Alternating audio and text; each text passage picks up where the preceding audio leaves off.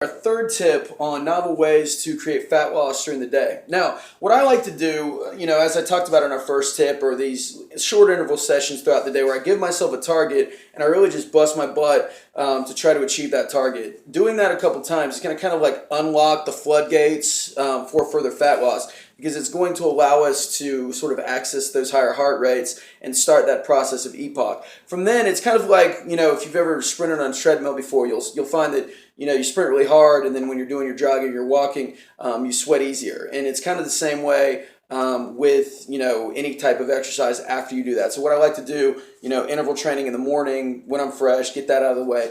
And then, throughout the rest of the day, just knock out a couple push-ups, knock out a couple burpees, whatever it may be. And so let's say we challenge you and we say, all right, I want you to do 3 burpees per hour, okay? And that might sound, negligible, but if you're up for 10 hours or you're working for 10 hours or whatever, that's 30 burpees. We're talking about maybe an extra 75 to 100 calories. Then we're talking as well about the fat loss, the EPOC that goes along with that, the elevated heart rates. So again, just something to think about. Consider, do your harder intensity intervals, 30 seconds, challenge yourself to do 30 squats or whatever, several times in the beginning of the day, and then throughout the rest of the day, just say, okay, so for the next, every hour on the hour or every 2 hours or whatever you're comfortable with, say I'm going to do, 3 burpees, and then maybe that next week you say I'm going to do 5 burpees. The idea is to increase the overall work, and really fat loss is just about calories in versus calories out. So we'll get to a certain point where,